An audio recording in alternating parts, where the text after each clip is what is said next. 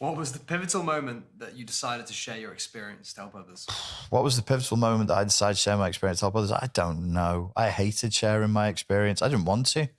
When I first wrote this book, it was twice the size. It was pretty academic and stuffy and instructional, about 80,000 words. And I'd written it just after my knee surgery when I was in a leg brace. I couldn't walk and the pandemic had started.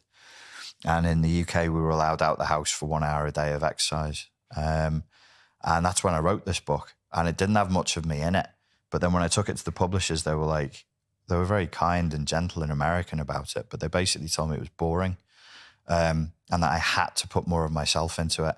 And that's when it became like pulling teeth. It then took me another 2 years to write a book that had me in it because I don't know, maybe because I'm English or maybe because I was in boarding school or something. I have serious issues around privacy.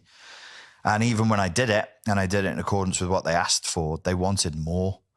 So there's no descriptions in this book of the specifics of the abuse I experienced in childhood. And they did ask me 5 times and I refused 5 times and I think they just fucking gave up.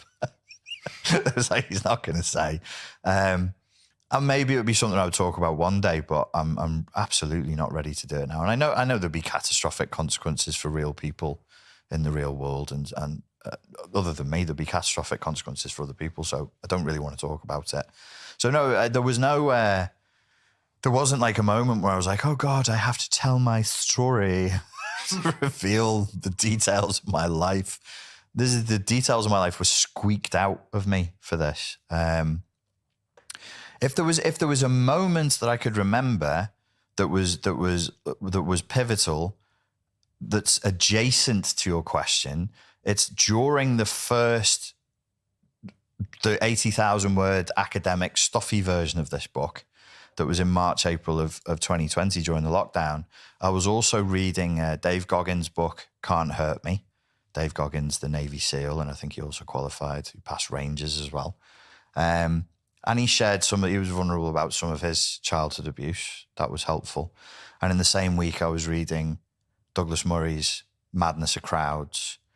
And he was giving like an in-depth description of a trans person's subjective experience and an analysis of that.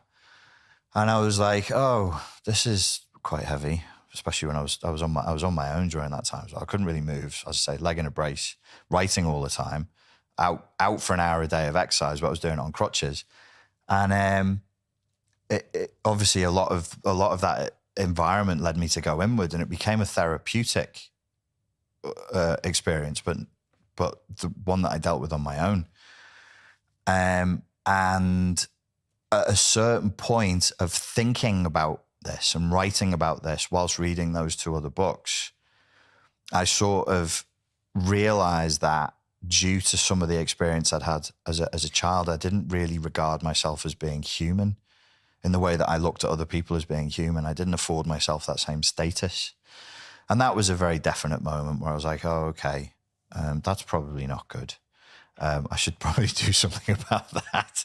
And because that's the nature of childhood abuse. You internalize it as being you that did it. It's not logical, but it is what happens. And I saw myself as a sort of a monster, as a golem-like creature. And then I thought, oh well, I suppose I'm going to have to share more of my experiences around this because other people will read this and it'll help them. I then have a responsibility to. So I eventually stopped being grumpy with my American editors and was like, fine, I will give you some personal stories. Here you go. That was it. That's as close to a pivotal moment as I had, but I still didn't want to do it.